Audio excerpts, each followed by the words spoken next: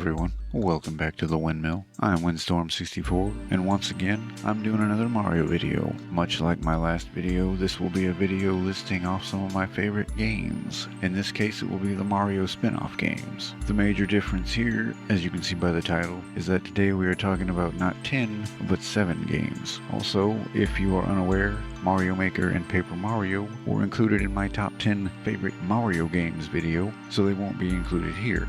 That's all you need to know. So, let's go! Number 7. Mario Golf.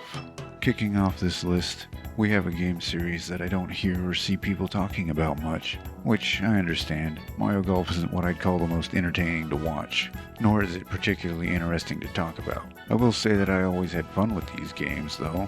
I was never much of a fan of golf, nor was I very good at it, but thanks to Mario Golf, I learned to understand it. Mario Golf on the N64 was one of the first golf games I even remember considering playing. It took a while, but eventually it clicked, and I started getting better at the game, and by extension having more fun with it. Enough that I chose to get the sequel, Toadstool Tour, for the GameCube, and still play that quite a bit. As a side note, I also played the recent Mario Golf game for Switch. Can't remember the name, but I'll put it on the screen. It was really fun, especially multiplayer. I didn't much care for the single player mode. I'm not sure how to recommend Mario Golf, but if you like golf, it will probably be fun. For anyone who doesn't play golf, I'd say if you're looking for slower paced games that don't require a bunch of quick thinking or reaction time, just something kind of relaxing and laid back, you'll probably enjoy this. But I don't know what else to say about it. So let's just move on to the next one, shall we? Number 6. Dr. Mario. One of the earliest Mario spin-offs, as well as one of the more unique ones. I actually really enjoy Dr. Mario. It's obviously very similar to Tetris in its basic concept, and that game is also very addicting. Two things always stuck out to me while I was playing either of these games, Dr. Mario or Tetris. The first thing that usually stuck out to me was just how damn catchy the music was. The second thing was just how much I played, and how much I kept telling myself, alright, just one more time and I can beat my score. Looking back now, I don't know why I even cared, but I definitely remember having that thought playing Dr. Mario. If you've never played this game, you essentially control pills as they fall into a bottle full of viruses that you must eliminate. To do this, you have to align 4 or more of any combination of virus and pill of matching colors. This will clear both the virus and whatever part of the pill that was involved. You can chain them together and destroy multiple viruses at a time. It's a lot of fun. If you like Tetris or similar puzzle games, you might just enjoy Dr. Mario. Number 5. Mario Tennis for the Game Boy Color. Okay, so the reason I'm specifically pointing out the Game Boy Color version, it's because this game was one of those games that really sort of took me by surprise. I expected a fun but very simple Game Boy tennis simulator with Mario characters.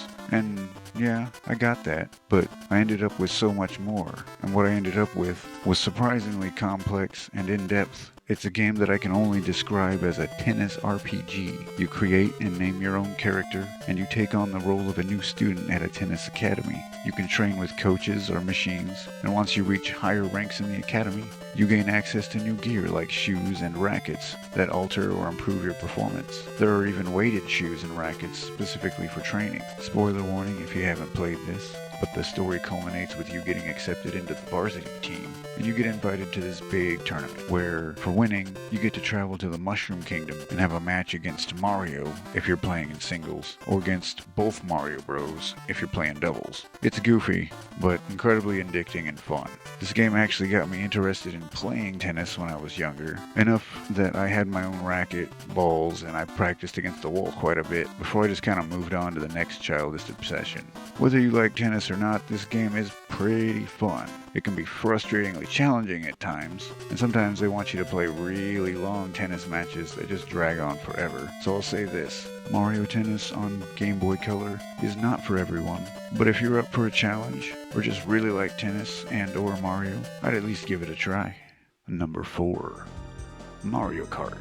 As someone who has a bit of a soft spot for racing games in general, as well as someone who is a Mario fan, of course I had to play Mario Kart. I love Mario Kart 64 to death. I still play it every now and then just to pass a bit of time. Much like Mario Golf, I remember as a kid playing this game 4-player a lot with friends and family, and regardless of who was playing, young or old, everyone was having a blast, myself included. This game doesn't have a bunch to it, but what it does have is incredibly fun and surprisingly challenging. The music is good, and for the most part, the track design is fun and diverse in its environment as well as its shape. Definitely try this one out, but I also want to mention Mario Kart Double Dash and even Mario Kart 8 because both games are very good and worth playing if you're interested.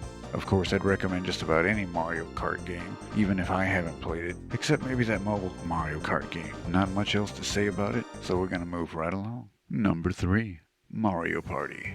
The Mario Party games were always a ton of fun. I very much enjoyed the hours I spent playing this game with my friends. Even some of the less decent Mario Party games were fun, as long as you had friends to play with. My personal favorites are Mario Party 3 and 4. Mario Party 3 was the first one I played, and it more or less defines Mario Party for me. Mario Party 4 is essentially a clone of Mario Party 3. It had all the same basic rules and characters. It just had new boards, new mini games, and a few new game modes. Other than that though, it played very similar. I don't have much to say about the Mario Party games. If you like old school board games, where you roll dice, and you like video games, this game will probably appeal to you. I, however, highly recommend some friends to play with, because the game can get a bit stale playing solo against the computer. Whatever you decide, we're gonna move on. Number 2. Luigi's Mansion. Okay, so I'll be honest. At first, I wasn't even sure if this counted as a spin-off. I wanted to include it in my last video, but it didn't really fit in my opinion. However, I very much want to give it a spotlight here, because I love Luigi, and as cliche as it is, he is my favorite Mario character. A close second would be Waluigi, but I'm not going to get into all of that. When it comes to Luigi, back when I was still real young, I wanted a Luigi game, and yeah, I have Mario as missing for the NES. I was hoping it would be a good game. It wasn't. So I waited several years, and I go with a buddy of mine to pick up his birthday present, which just so happened to be a Nintendo GameCube with Luigi's Mansion. I watched him play it for just an hour or two, maybe, and I knew I had to have the game. 3 months later, I did, and I've had it ever since. I still have my original copy, and I even play it still, quite a bit, at least once a year. The reason I put it so high on the list is because I wasn't expecting this game to be so good, but it became one of my personal favorite games. Not only on the GameCube, but just in general. I don't really know how to explain it. There was just something about roaming around a haunted house with a vacuum cleaner, sucking up ghosts as Luigi. The game's controls, while a bit primitive by today's standards, still made the game an absolute blast to play. It was a slower-paced action-adventure type game as opposed to your typical fast-action Mario platformer, but the game's atmosphere is excellent, and the music you hear throughout is fantastic. I don't think there's one tune in this game that I dislike or don't care for. As a small side note, a couple reoccurring characters got their start in Luigi's Mansion. Professor Egad most prominently, but King Boo also made his first appearance in this game. Aside from all that, since I wasn't able to include this one on the last list, I had to give this a high rating because it's so good and it's one of my favorites. Shouldn't be too hard to get a hold of, so give it a shot if you get the chance. I think it's on the 3DS too. Okay, before we get to number 1, there are a couple of games I want to pay respects to. They are good games that I just didn't play very much. These games include Super Mario RPG, Legend of the Seven Stars. This game was really good from what I have played, but for whatever reason it didn't hold my interest for very long. I still recommend trying it if you like RPGs or Paper Mario. I also want to mention the Mario and Luigi series of games because I played it a bit, and I kind of liked the first one. I didn't play any of the other ones, but it was good. I played quite a fair bit of it actually, but I never finished it. Cool games though, check them out. I feel like there are some other games I'm missing, but hey, I figure if I can't remember them, they must not have been all that memorable. Now with all that out of the way, allow me to reveal my number 1 favorite Mario spin-off game, Mario Paint. So I'm sure plenty of you know this game, even if you haven't played it. At least I hope so.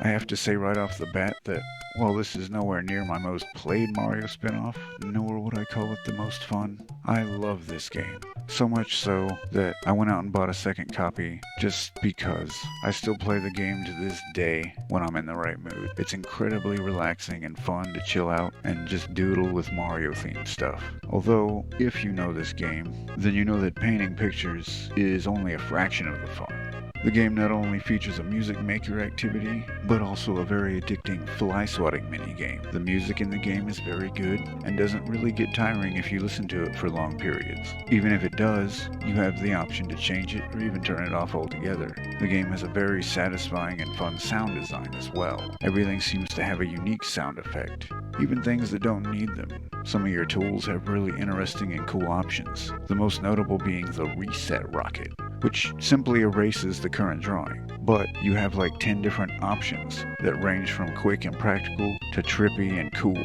There are pre-made pictures that you can color in yourself. It even has a mode where you can make simple animations. It's all kind of overkill, you know? Kinda unnecessary for a painting program. But I'd be lying out my ass if I said it didn't add a ton of charm and fun to the game. It may be primitive as far as painting programs go, but the overall presentation puts this one leaps and bounds ahead of most others, especially for the time it came out.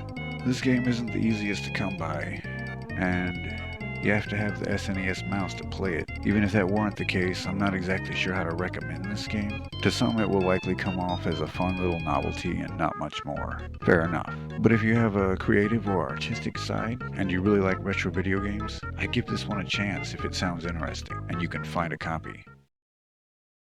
And that's the list. Let me know what your favorites are. Let me know if you think I missed something on this list, because again, I feel like I'm missing something. One way or the other, leave a comment and let me know what you think. That being said, I just want to say thank you as always for watching. Take it easy, and I'll see you next time.